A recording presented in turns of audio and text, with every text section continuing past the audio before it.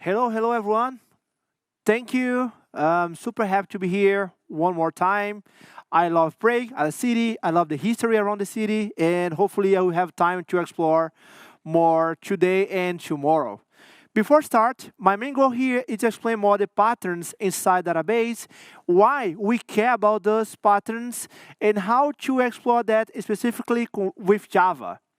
Uh, if you can, if you wish, after this session, Maximilian, who will cover the Jakarta data in the practice way. So you have the opportunity to see the theory behind the specification and also see the specification action as next session. And one good point here, I do have a lot of stickers and nobody took. It's for free. I promise that I will not charge you because of that. So for free, we have some socks as well and a lot of stickers. So take it, it's for free. So before start, we talk about technology. We talk a lot about methodology, language, and frameworks. But the first question is why? Why do we care about this kind of thing? Why is it so important to us? What does it matter to us? And when we talk about database, we don't talk only about technology, but to the whole humankind. Because the main goal of the database is to store knowledge, to hold information, to make sure that endures the knowledge through the areas, through the humanity as well. For example, we can affirm that our first database was born in temples because you wrote several information that. And of course, in caves, in libraries. But as natural, it was not efficient that way, right? I mean, I am capable to write information. However, the security is not only about the information, but about yourself. Maybe some tiger is waiting to the reader to take some information, or maybe some bear. And also, I need to have light, I need to have some information, some infrastructure to read that information in the caves. With the times, we have more knowledge, we write more things. And of course, we moved to caves and structures and things like that to libraries, where we can well organize the information by books, titles, sections, categories, and so on. But even with that, it becomes inefficient because we do have a lot of information. We still creating knowledge, creating information, books, articles, and so on. Based on that, what we right now live at the age of distributed database. And right now, we have the engine like OpenAI to take that information and extract the information for us because it's impossible or it's almost impossible to a single person hold the whole information of the humankind. And what we can do is that take a machine to read that information and generate information for us. But okay, I guess it was enough of philosophy and history. Let's talk about technology right now. So why we care about database, why we care about persistence layer in our application, right? Because everything is about data. When we talk about microservice, the good practice around microservice is to create that as a stateless application. But wait, we still have user. You still have information. For example, in e-commerce, we need to handle with products. We need to handle the order in state of order. So where these states go? Of course, to the database. The database is where I do have my user, my product, my state, and also my opportunity. My current opportunity is there. And in this age of AI, it does not belong only the current opportunity, but also the future of the company itself. I can say a nice sample of the bank in Brazil, who read information about the users of a specific card and could see that those user cards had in common was the passion for wine. So based on that, the bank built a winery as e-commerce and become the biggest one in the whole Latin America, for 3 months.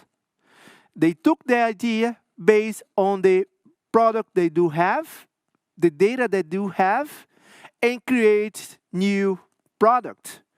Okay, I know that you using my card. I know that using my card to buy wine.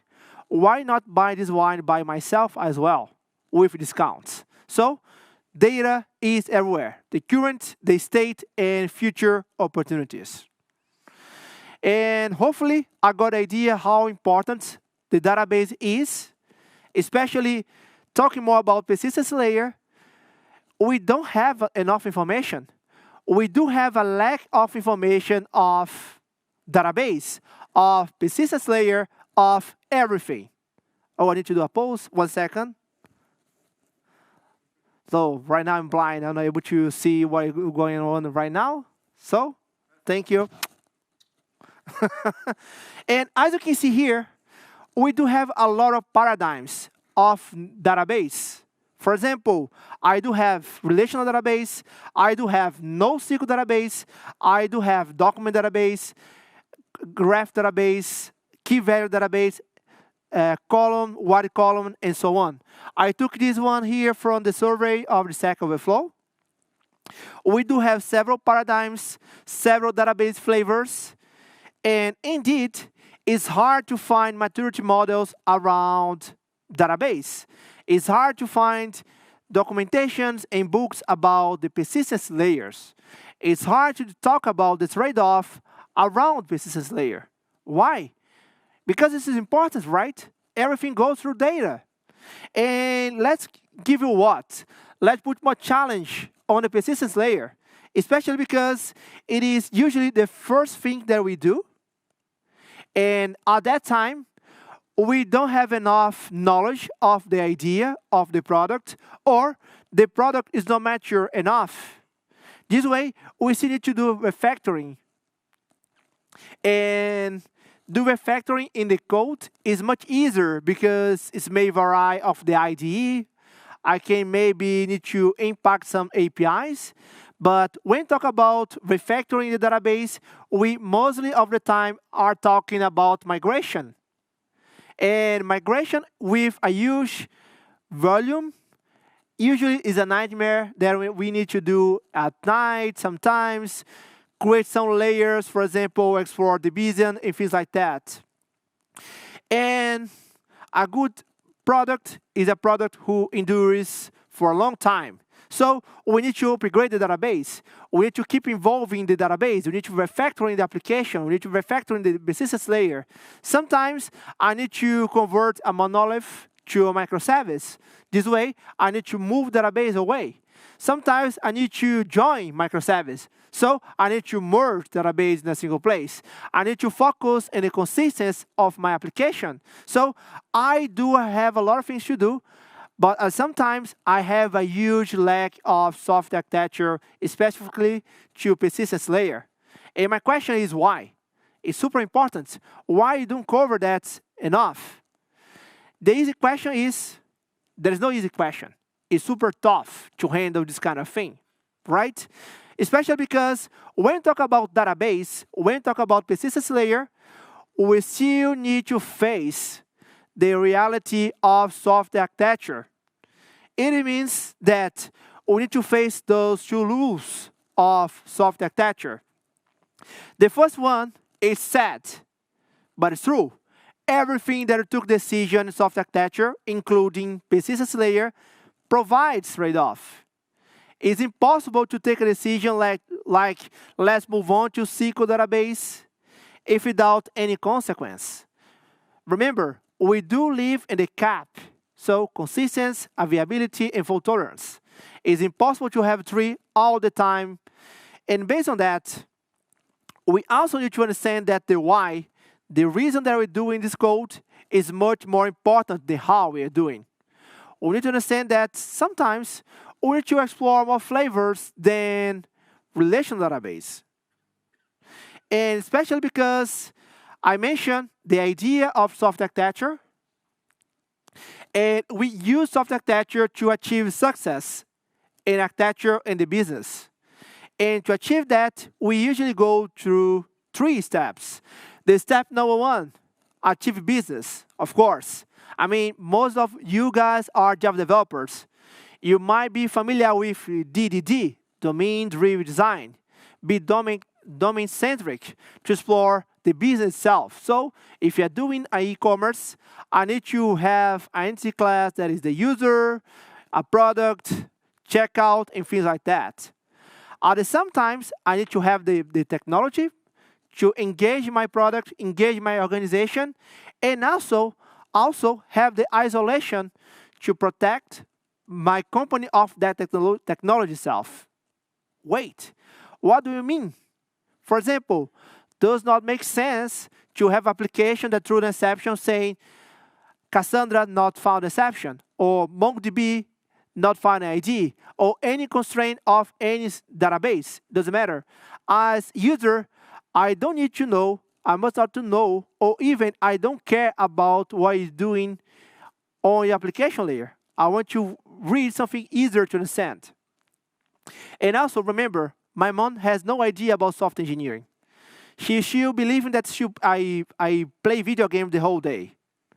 And she has no idea what's going on there. So make sure that you have isolation between the technology that you're using and the business. And the last one, when you talk about persistence layer, performance. If you're going to use relational database, use it. So explore index, binary trees, and make it everything possible with this database. If you're going to use another NoSQL database, another database engine, explore the modeling of those database. So take the database, understand, and take advantage of it. Based on that, was born the philosophy of the persistence polyglot. And why is that? The main idea of the persistence polyglot is, as you remember, I do have 2 laws of software architecture. The why is more important than the how, and everything has a trade-off. So, based on that, let's understand each NoSQL database, each SQL database, and take advantage in each scenario, in each context, in each situation. I will cover briefly each NoSQL database because I'm assuming that most of you are familiar with relational database, okay? I will cover quickly and then move on to the civil war between application and database and the persistence layer. So the first one here is key value. As you can see, it's pretty similar to map.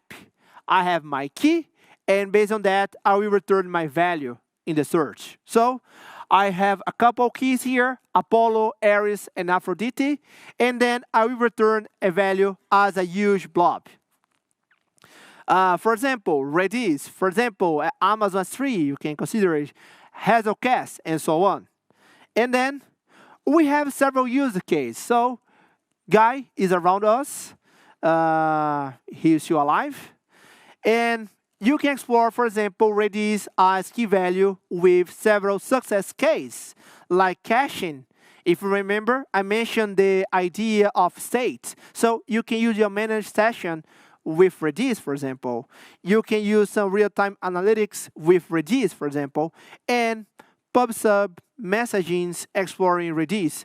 Those are simple samples of Redis or any key value database. Let's move on. So, as recommendation, understand that key value database is not relational database.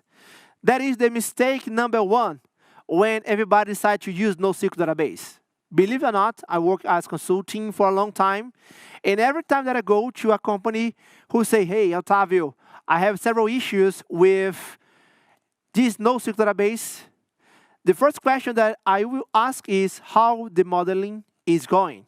Because normally they try to do joins in a database that does not support join. It's like use a knife as a fork. That's bad. So you can use the cache-friendly design. So as do, as don't, understand. Explore the idea of the structure and avoid. Remember, it is not a relational database. Avoid complex joins. beware of over-normalization. And some database has index, but it's not efficient like when you go to search by ID, by the key. Usually, when we talk about NoSQL database, we talk about scalability in a horizontal way. So this here is a sample of configuration with Redis. As you can see here, I have my client. Based on my ID, I will generate a hash. And based on this hash, I go to one of those slots or one of those database master to write or the replica to read this information, okay? So I partitioning the information as well, especially when I need to handle with a huge volume of database. Another good point is it uses snapshot. So every time that we do some information, eventually the information be stored in the disk. This way, when the Redis is shut down, you won't lose the whole information, okay? You won't lose information. Let's move on quickly. Wide column, like Cassandra.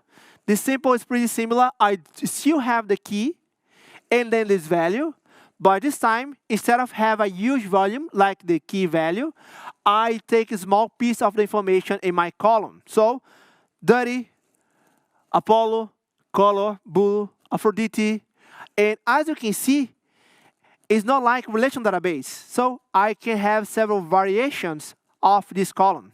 For example, just Kratos has death gods. Yes, I love video games. Still waiting for the next one.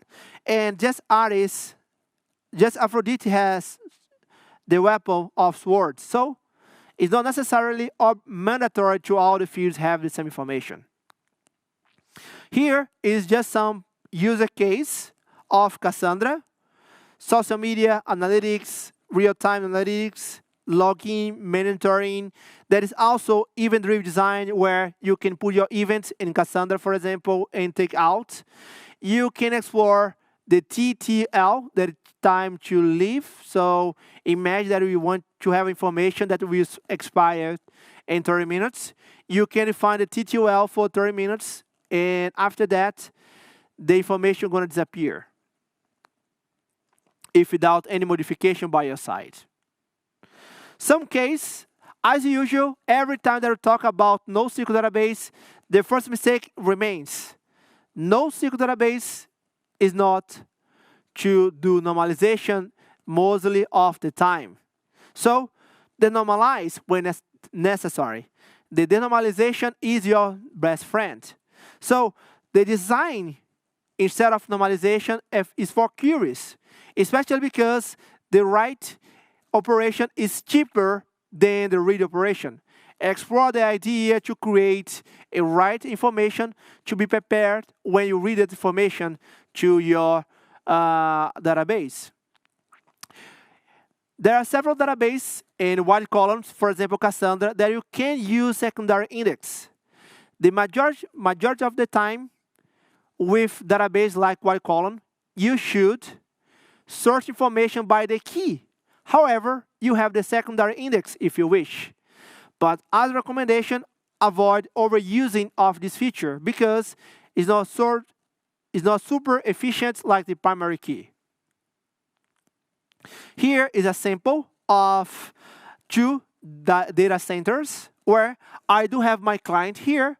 And as you can see, Cassandra use and explore the master's strategy to take information. For example, my client will do a request.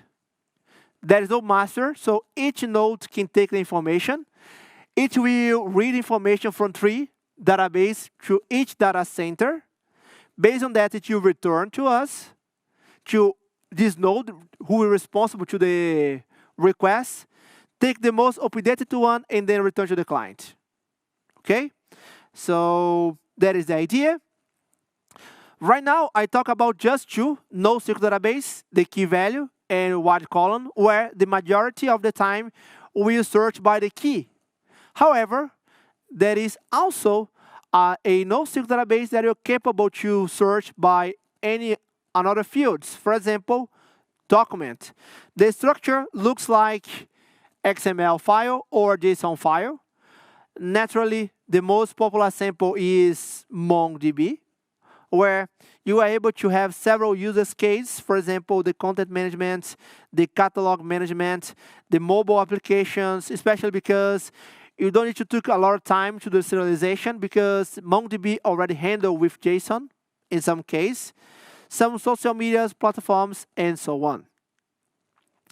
As usual, SQL, NoSQL is not SQL. Beyond that, MongoDB, you can explore the approach of embedded documents. What does that mean? I can put documents inside documents. Instead of do a lot of joins, I can take the information in a single place. Remember, the write is cheaper than read, so I can prepare the whole information in a single place, find by ID, and then return the whole information. And you can also make more efficient some queries that know the ID exploring index. However, be aware that if you put a lot of index, it might be a nightmare like you do have in any database. It's a simple case of the scalability of MongoDB, where I have my primary node who is in charge to write the information, or my secondary node to read the information. In majority of the time, my master or my primary node is in charge to write. Anything else, like read, go to the non-master node. And another slide is the partitioning. Of course, when your database becomes huge, it's better to divide and conquer. So with MongoDB, you can explore that as well. You can define a router where you can generate a hash of the ID, and each shard has a range of that is responsible to that information. So between 1 and 3, 3 and 4, something like that. So this here is a silly sample. Of course, the hash is more complex than that to avoid ordinary partitioning or share. Okay. The last one that we covered today about NoSQL database is a graph. Again, let's explore the good of war because the best sample with the best game ever, just behind Mario. So I do have Apollo, Ares, and Kratos, and as you can see, I do have relationship with those three entities. But on this case, that is super different from relational database, I do have direction. I also can put properties in my relationship. For example, I can say Kratos kill Apollo, and Apollo was killed by Kratos. I have direction of my relationship. Think twice. Imagine a recommendation engine. So I'm Brazilian, and every time that somebody talk to me, talk about soccer. And everybody believes that I know Neymar. Of course, I know Neymar because he's a super popular guy in the world. But it does not mean that he knows me. Okay? It's happened all the time. So the fact that I know Neymar does not mean that Neymar knows me. So I do have a direction of relationship. So imagine social media that can recommend based on what you know and what you wish to know. So do and don'ts. These paradigms is way different from others, especially because the idea is to embrace the relationship-driven design. I mean, understand that we do have directions. The relationship has also properties. Explore that as much as possible. Avoid joins. There is no any kind of joins. So joins, majority of the time, is with SQL database. Of course, you can navigate through, cross the graph, but it's not like a join, okay? And of course, you can use and explore index inside the entity or index or the vertex, okay? The property object. Here is a use case of the Neo4j. So social media, recommendation engines, dates, fraud detections like the bank, network analysis, for example. We also can create a tree Imagine, for example, a full chain. So I have the grass, I have the cow, I have the lion, and then us. So I can create this graph, this structure, with the graph database much easily than I do have with relational database. Because the full chain has one direction, up and down. And this here is super silly sample of the structure of Neo4j, especially in the scalability way. So I do have my leader and the follow. So the leader is in charge to write information and then replicate that information. And the follower in the reader replica, as the name said, is in charge to read the information for you. And every time that I talk about NoSQL database, it's important to understand that is a huge gap because the world is not perfect. Remember, everything in persistence layer has trade-off. The choice of NoSQL includes that. So you need to choose between scalability, the easy way to scale your application, the persistence side, and the flexibility. That means how easy is to find information better than the ID. So the trade-off, of course, with the key value, I have a huge scalability. It's much easier to scale. However, my flexibility is pretty slow because the majority of the time I can do query by the ID. I don't have another option to do in GeoExplore. And then you can go to wide column, where I have secondary index, but it's not recommended, it's not efficient. And then time series, document, and finally graph. So with graph, I can do several queries. I can do queries on my relationships. I can check properties in my relationships. I can check direction of my relationship. However, it's not super scalable like the key value.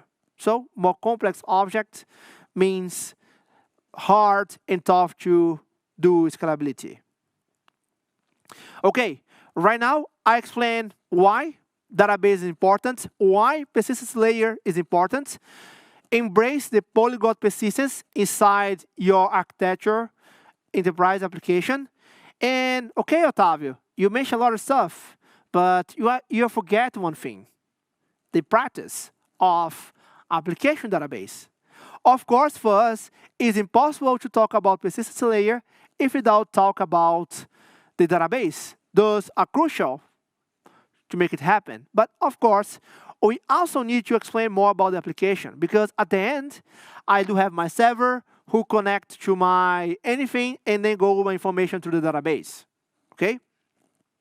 And why do we have a civil war between my application and my database?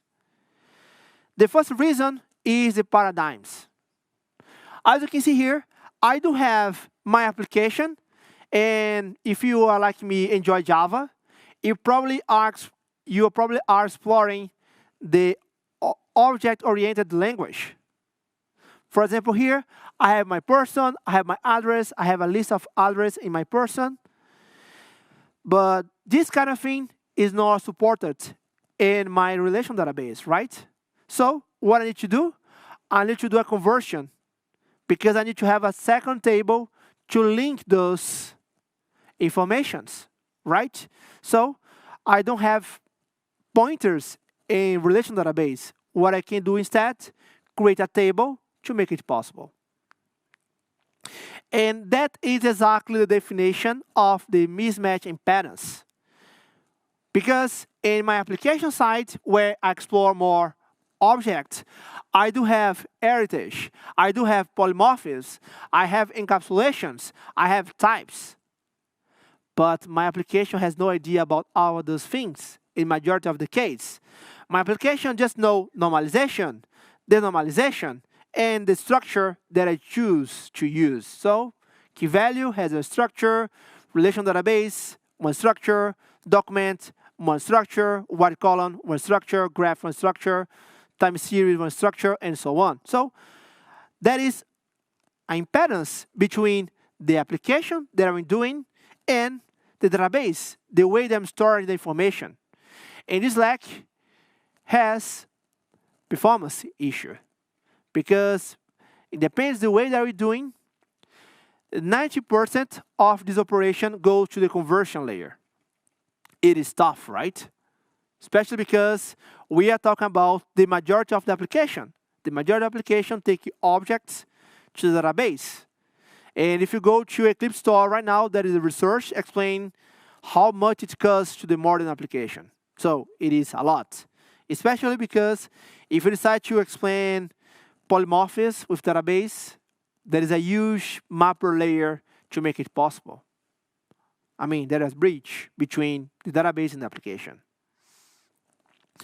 And yes, let's talk more about the patterns that we do have to decrease this problem, or at least face it more clearly, to decrease the cognitive load between the application, the database, exploring more the persistence layer. So today I will only cover 6 patterns here quickly. Driver, data mapper, data access object, activity record, repository, and data transfer object. Those are patterns related to the database. And as I said before, repository, Max will cover quickly and more deep with practice in action. So you're going to see, if you say a little bit more, you're going to see the repository in action. And it's also the future of Jakarta EE and, of course, you as Java developers, hopefully next year. So every time that we talk about patterns, as I said before, it brings trade-off. And when we talk about patterns in persistence layer, we need to understand how close these patterns is of the database. That brings me some trade-offs, or close to the application. That might bring also trade-offs. As you can see, the driver is closer to the database. The repository is the far more close from the application side. And we do have several patterns in the middle. And just to remember you might know the difference between data-oriented programming and object-oriented programming. The database focus, or the database-oriented programming focus more and separate the behavior from the code. So this time with data-oriented programming, I want to expose the data instead of have behavior. I want to represent in generic way my data structure, for example, exploring maps.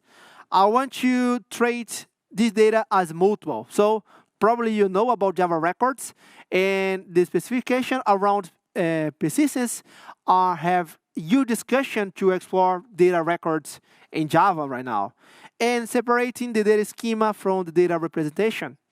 If you are familiar with the clean code, for example, you can see there is a huge difference, right? For example, here, I'm separating the codes to expose the data.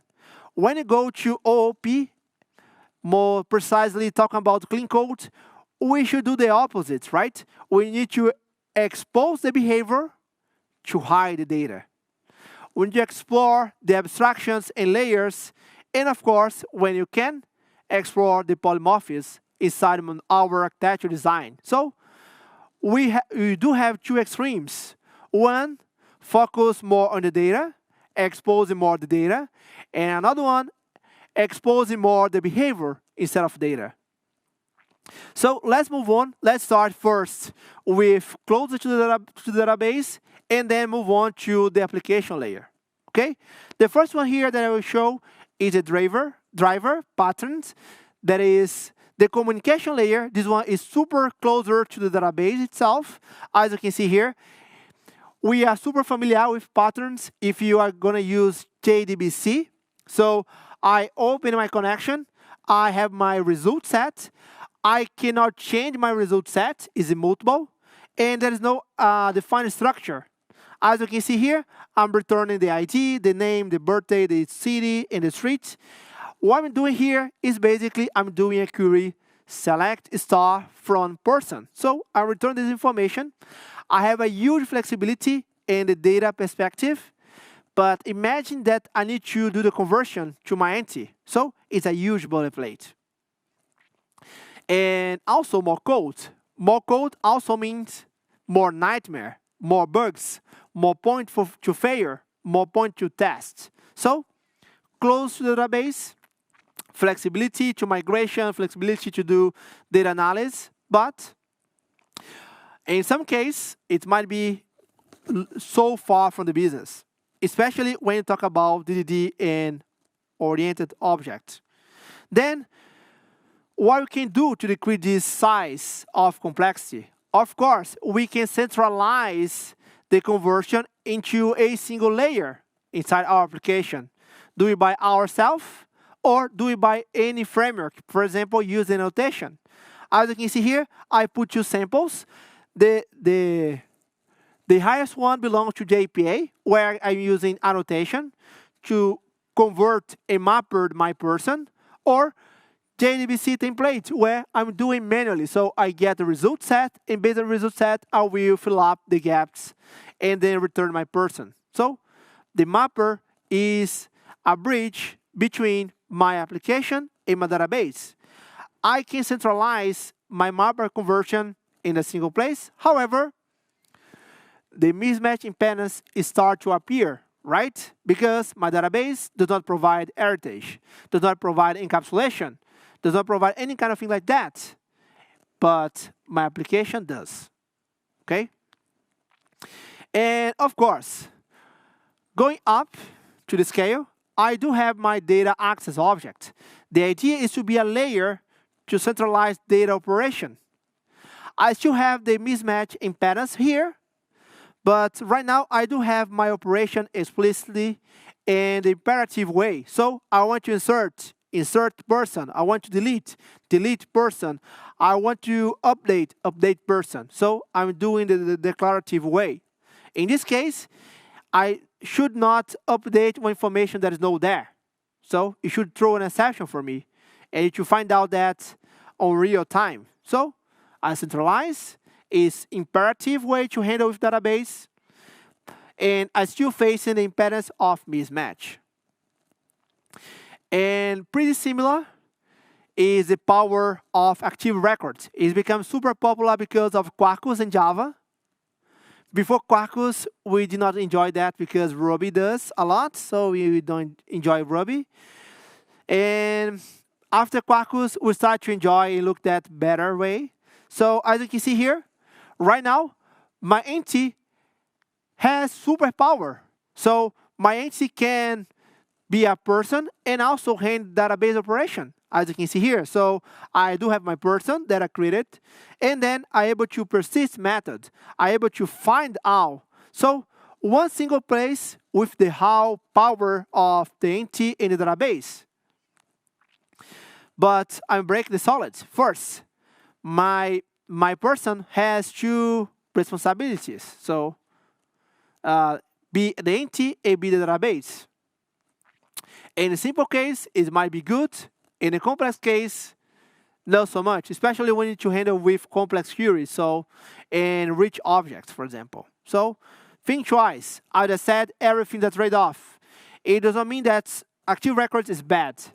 No, it's good when you use the best scenario. And the last one that we cover today quickly is repository. So here is a sample using Jakarta data. As you can see, instead of have insert and update method, I do have save. And what does save mean? I don't care. It belongs to the repository to check if the information is there, if it does update, if it not insert. It's the responsibility of the repository to handle this kind of thing. Right now, as you can see, I have no idea what's happening below on my application. So it's super domain-oriented, application-oriented, but it's too far from the database. So there is several verification, there is several conversions, there is misimpedance and things like that I have no idea. So I put one abstraction layer, and I also need to face everything that I did with impedance, with mapper, with data access object, with one more layer because of that abstraction. So trade-offs, trade-offs, trade-offs. And when talk about trade-offs, we need to also analyze the number of layers that we do have in our application, especially in the persistence layer. Of course, you can do everything exploring the driver, but this way, your client might be huge, super fat, right? Because sometimes it needs to do the conversion, the operation in the conversion. But on the other hand, if you do have repository, okay, right now I can split, divide, and conquer, but as you can see, I am far from the database. And it may vary of the database itself. For example, if we decide to go to Eclipse Store, for example, the conversion happens automatically. There is no mismatch impedance. I guess a lot of people went yesterday to the Marcos presentation around Eclipse Store. There is a booth over there where you can understand better how great Eclipse Store is in several cases.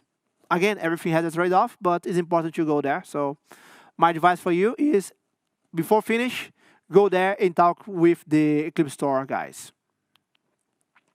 And every time I talk about layers, complexity, we need to understand, yes, repository, I have no idea what's going on. So I can have my entity here. I do have my repository, and I can have adapters to each NoSQL database or each database engine. For example, imagine that I do have a person with address. So to my domain is a list, right? But to relational database is a normalization. To MongoDB is subdocuments. To Cassandra is UDT. So I can do have adapters to make it possible. But as you can see, I'm putting more complexity on my application. So you can use the adapter with or combine it with the data transfer object to make it possible.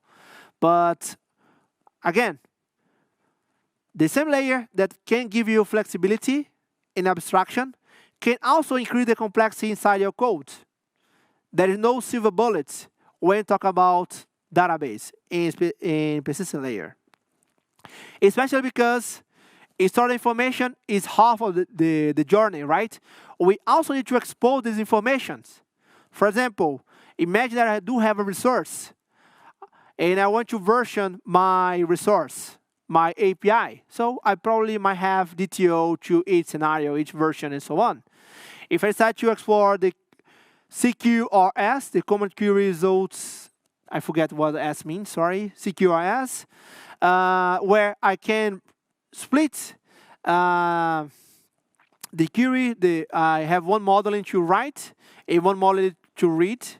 So more layers, more data transfer objects. So think with caution about this kind of thing. And yes, my main goal today is explain more how huge the persistence layer is. So I went to, okay, database is important to the persistence layer. That's why I spent a lot of time explaining why it's important, the trade-off between that. I also went to the patterns. I explained only 6 patterns today. And then Max will cover deeply the repository with the specification. But as you can see, there are much more about it. So there is transactions, there are metrics, there is hard chains, migrations, persistence configurations, cache, the impact of cache, the no usage of cache, distributed cache, data grid, data manipulations, the issues with impedance, the N+1 problems, and so on. So there are huge amounts, there's a universe around persistence layer. And of course, in 50 minutes, I cannot cover everything. My main goal here is to explain to you how important it is, how important to know about those NoSQL database, SQL database, how to combine them, the structure, the patterns, the difference between those patterns, so how close, the impact to use one close to the database, the impact to use one close to the application layer. And if you want to know more, I wrote a book that go more deep than 50 minutes, exploring why the persistence layer is crucial for us. So if you want to know more, there is this book here, Persistence Best Practice for Java Application. Hopefully you read this book. So there is 12 chapters, one covering SQL database, NoSQL database, one covering Eclipse Store, for example, the patterns in more details, some practice actions, and so on. So that's all for today. Hopefully you enjoy, and please don't leave without the stickers, without the socks.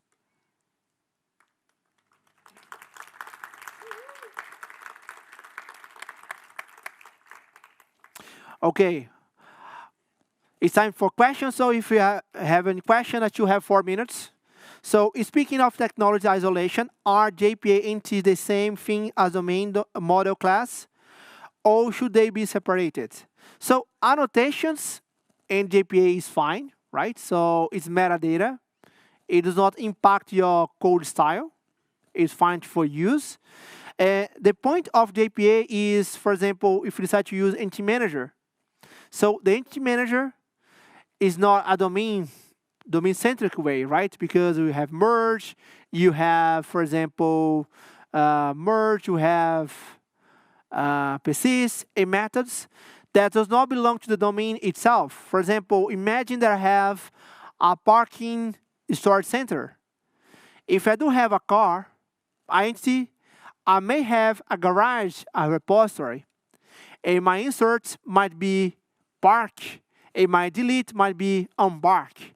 So I can explore more repository this way with more semantic, with ambiguous language. So answer your question, JPA is a communication.